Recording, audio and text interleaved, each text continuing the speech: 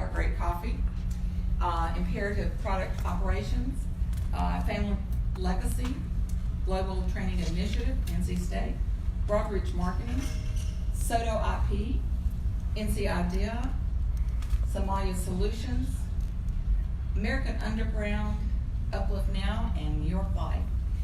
And our organizers, Dominic Battistella, he's helping us with the video, and William Clote, and Tony Holden.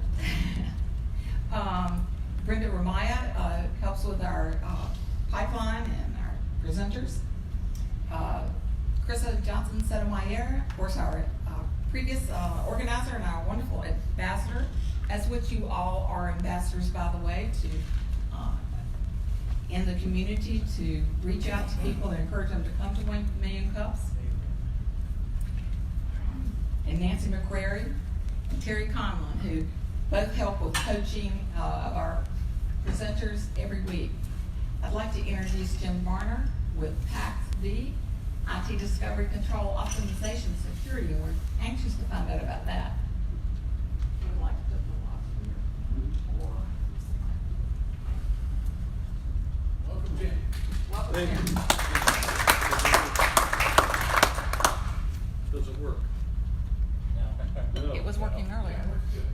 Did you turn it on? I was going to say I could probably talk as well. But Here's project. You gotta turn it now it's on. on. Okay, that might work. Yep. Thank you. First, I'm going to introduce a couple of folks that came in with me. Dave Arns, Mark Nichols, Mike Womack, and John Lloyd, a couple of my guys. I'm going to talk about Epic. And Epic is a journey. Typically a long journey associated with Odyssey, the Iliad, those kinds of things. Not quite what we're going to talk about today, though. It is a journey, but Epic is, in our world, electro-proprioceptive computing. Okay, I'm proud of myself for getting that all out. So, to start off with, I really want you to open your mind when you think about IT and think about it in different forms as we go through this. Feedback. I'm looking for what you think. This is the first time that I've presented this new product capability. And then as we get down a little further, talk about who might know, people who are interested in investing in this capability. The team that we're talking about here is really a melding of two teams. Rodney Riddle is the founder and creative juice behind Epic. He's got a small team of people that he's worked with for about 20 years, creating the core technology. One of those people worked with my previous employer who put us together and said, hey, Jim, they need help developing a product out of this technology. My team, the Auto Project, and those of you who come back in about 2 weeks will hear more about that, has been working now with PAXV to see how we can best bring this Epic, electro-proprioceptive computing capability into the market through a well-developed process that we've worked with at IBM, Lenovo, Data Center Technologies, Security First Corp. We've done this a few times. So we're now working together with these guys in a collaborative environment.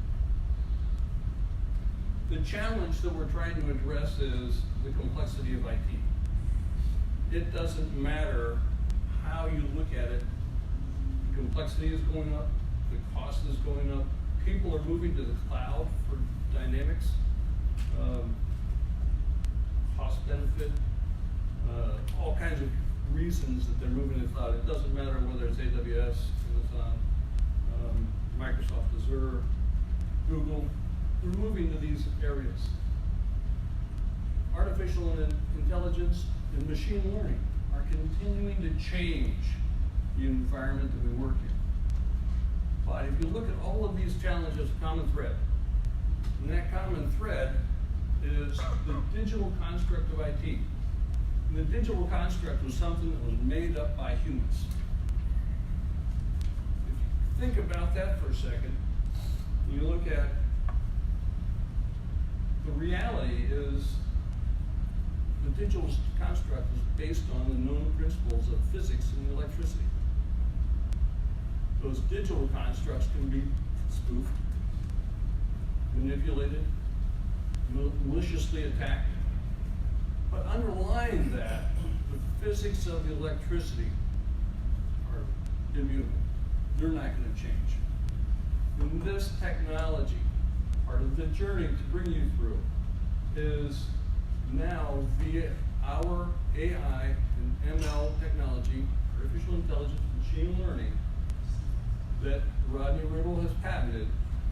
We can now use the physics of those signals, voltage, current, frequency, modulation, to monitor, analyze, update, and protect the IoT, Internet of Things, environment. That's a big step. That changes the way people will think about IT environments. By working with that digital construct, you can profile your device. You can monitor those devices for changes in behavior. You can look for malicious behavior, malware, and do it below that digital construct. Now I've got control before anything happens in the operating system of my computer. This is a different way of working through this. What do? Quick run through the process. We collect, identify, and profile and record all of the information that we see coming across the network. That allows us to profile my laptop, your cell phone, the refrigerator. Doesn't matter, whatever is connected to the network, I can now profile and I can monitor for malicious activity. I can look for malware coming across the internet, and I can identify before it ever gets to a machine. I can store those in what we call fractal video storage. Basically, it's just a very high-speed storage environment. And then I've got my analytics, my artificial intelligence that will compare that to the profile, look for malicious behavior, and then feed it back into the EMOS system, the electromagnetic OS, and say, hey, stop it. Stop that guy. Quarantine that data. Let's watch where that data is going. How can I use it?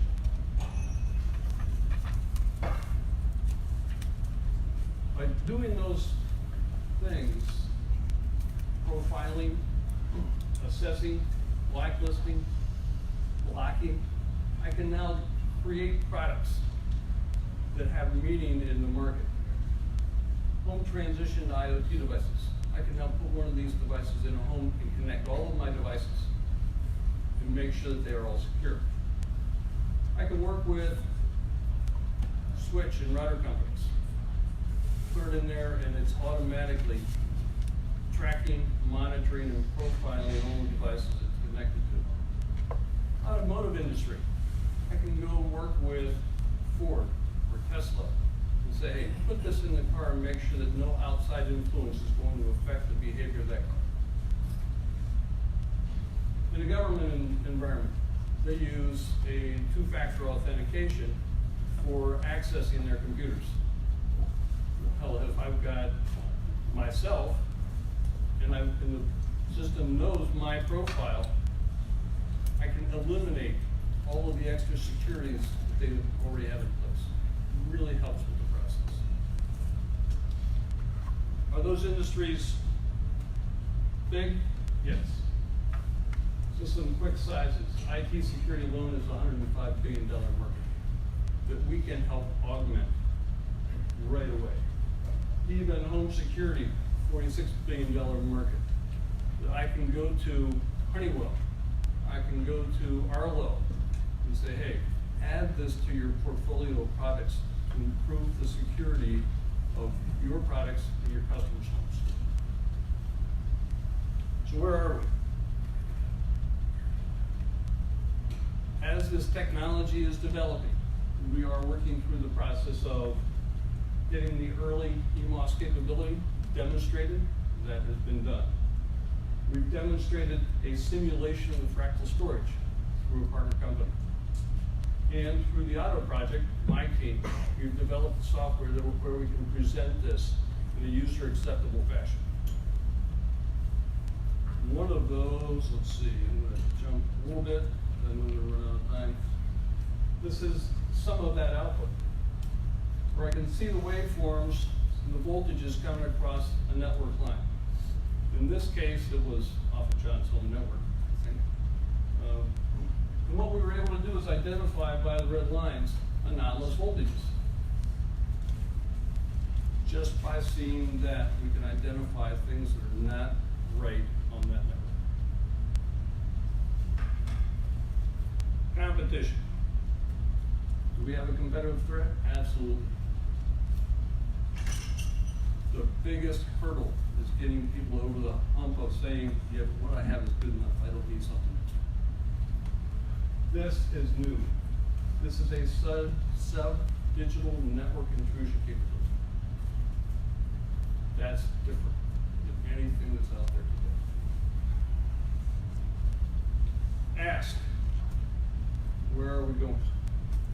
We now need to raise the funds to prototype and demonstrate physically in home environments, in other environments, that this really does it. We've got a plan of $16 million of investment that we're going to need over the next 3 years. Right now, we're looking for the first $1 million, so that we can build the hardware, we can get the additional people on board to fund this activity. Through next year, we're looking for $5 million that allows us to actually bring a first product to market by the end of next year. With that, I think I'm about out of time. Here's the 3 of the principals. Rodney Riddle is our founder, chief scientist. Mike DeHart is the chief operating officer of PAXV, and I've come on board currently as a consultant, although we're in the negotiations for tightening that relationship between our 2 companies. Fantastic. Thank you, Jim. Appreciate it. Questions and answers, ideas, thoughts? Jim, you've covered the cost side for the next several years. What's the revenue opportunity? 2 years from now, 3 years from now, 4 years from now? That was the one chart that I skipped right over. Okay. We think that when we get into 2021, we'll have some minimal revenue opportunity. As we're getting prototypes out, we're not going to be charging customers a lot. We want to get market penetration. By the time we get into production profitability, revenue in 22 about 5 million, and then 10 million in 2023. So this is a 3, 4, 5 year process. Okay, thanks. Other questions? Certainly.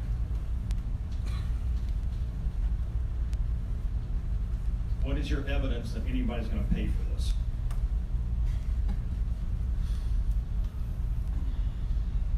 Evidence that anybody is going to pay for this. The people that we've talked to, and I guess you guys are really good at coming up with the questions on the charts that I didn't present. Half the people in this room hate me from previous examples of this, so don't take it bad. These are the areas in groups that we've gone to really vet the technology, physics, particularly the University of Texas, a couple of the guys in Maryland. The people that have expressed a lot of interest in paying for something are down here. Government science. So the reason I asked that is what was missing to my mind in the entire thing is the phrase customer discovery. I would strongly urge you to look into things like the I-Core program to validate that people will pay for this before you get too much of it down. Good point. Thank you.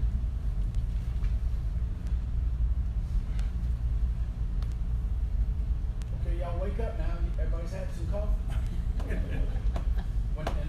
Did I do that good a job, or did I just snow you over with technology? But before you ask your question or give your comment, if you would please just state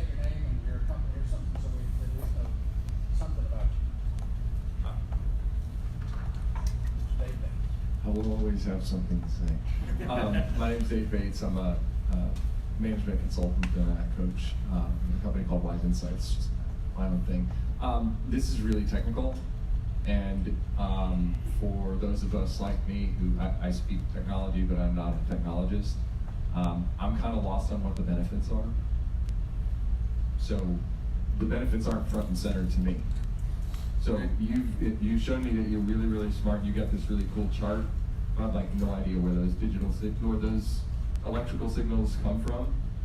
Like, is it a biometric thing or any of that kind of stuff? And so what that does is that gets me started thinking about like, okay, well this is really cool stuff, but I don't understand it.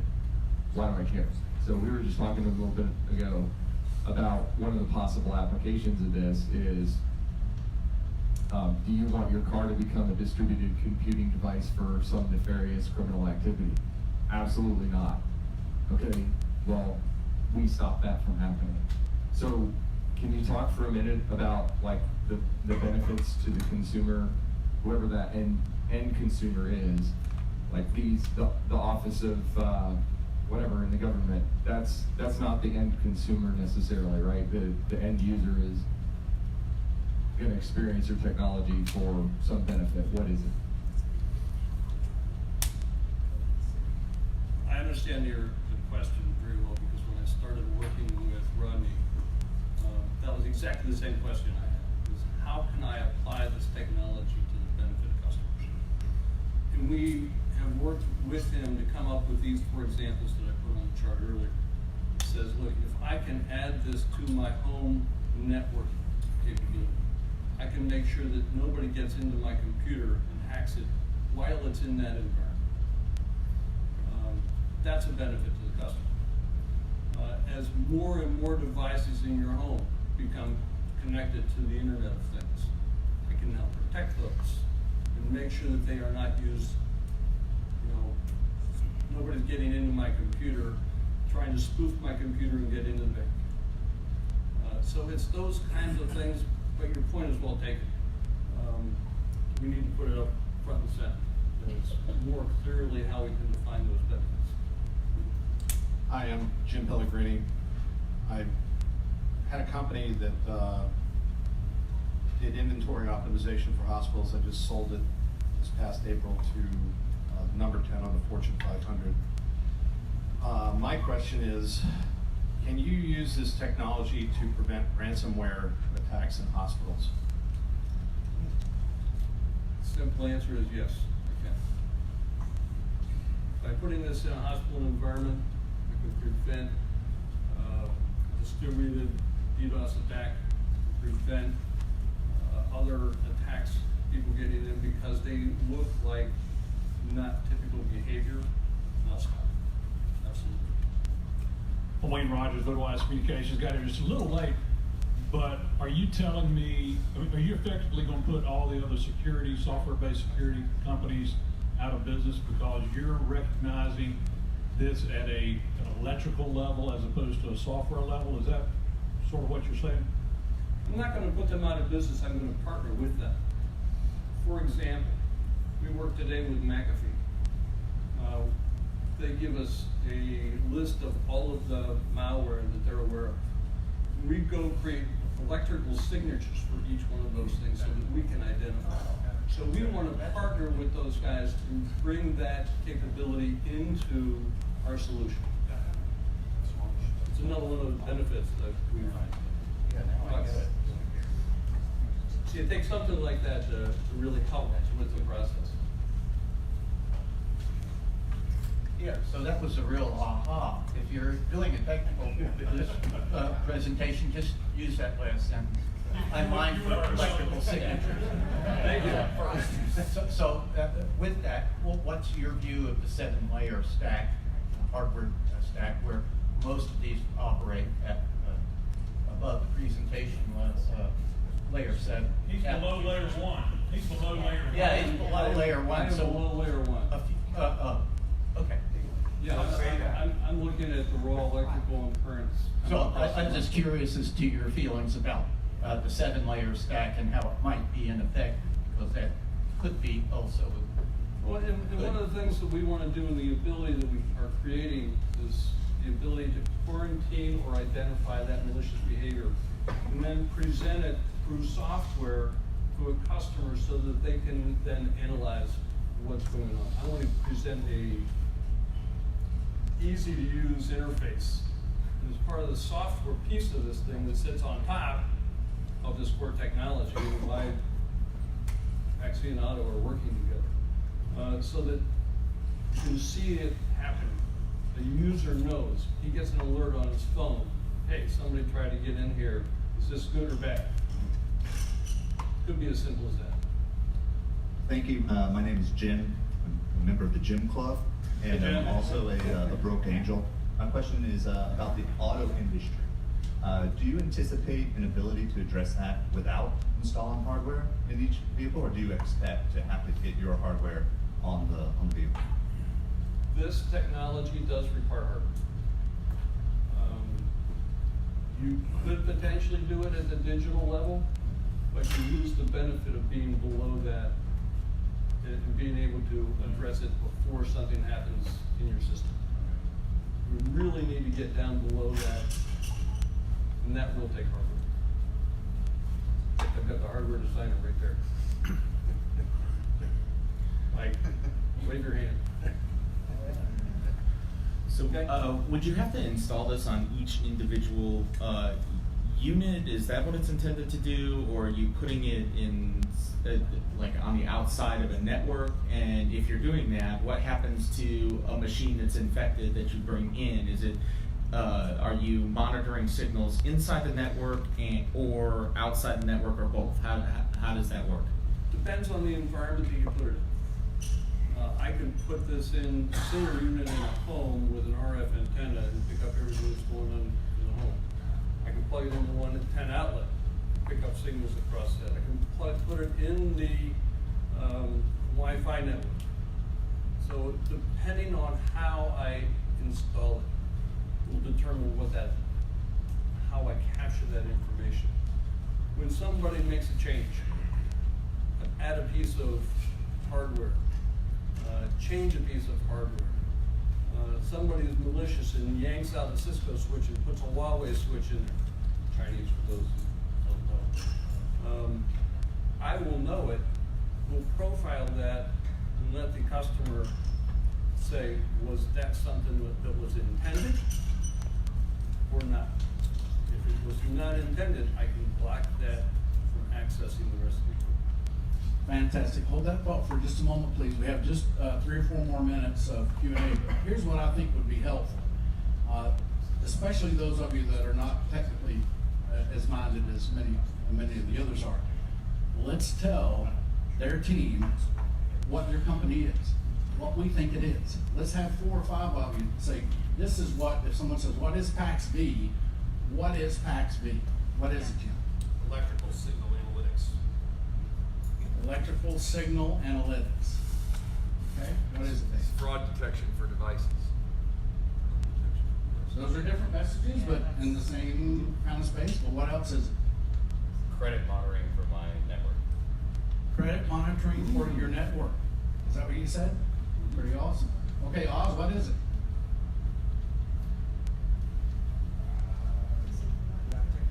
So I would say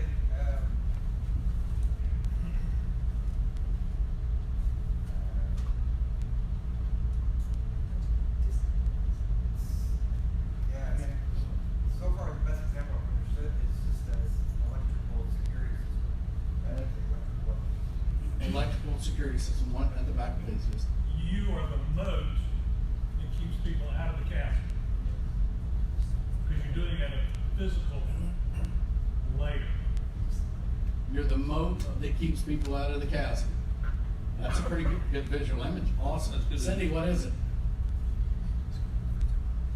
That's what I'm trying to figure out. Oh, come on now. Get another cup. Get another cup. No, it's just because, I was just thinking, working in cybersecurity is there's so many companies out there that are already blocking malware and doing it in very interesting ways. So I'm just trying to figure out, like, how are you going to fit into that crowd? And they're already ahead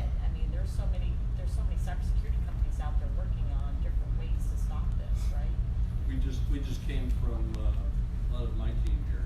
This came from Security First Corp that had an advanced data encryption technology that was OEM by IBM. So we're very well aware of the technology and the competitive environment. I know Cisco's really got a lot of money put into their security. I mean, We are yeah. talking to them. Okay, excellent. One request from the community, so tell us one more time, what do you need most from us? What can we do that would bring the greatest value to you? I was looking for this kind of feedback. Perfect. So you got your money's worth. Above and beyond anything else, I was really looking for this kind of feedback. As I said when I started, this is the first time I presented this technology and this capability. So this is new, and I need practice besides anything else.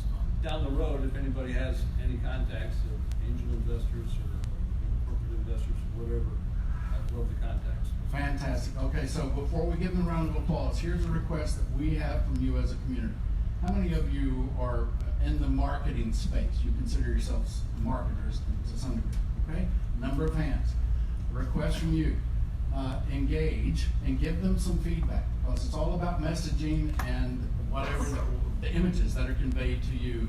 And so to me, that was the core, because there were a couple of epiphanal moments, right, where we said, oh, now we got it, right?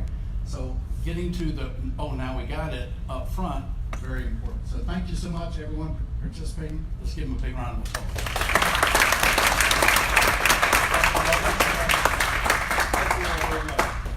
Good enough, and Jim, on behalf of the Million Cups community, you're now officially mugged. All right. Evidence tells me the talking tastes better, it makes you seem more creative, whether you are or not. And I have 2 more mugs for other members of your team. Thank you. Fantastic. Mr. Terry Conlon, one of our coaches on the organizer team. Give Terry a hand too. That's awesome work that he's doing. Okay, Jordan, where are you, buddy? Come on up. Let's get you plugged in, wired up. Okay, just a couple of, let's do this while Jordan's getting connected. Let's maximize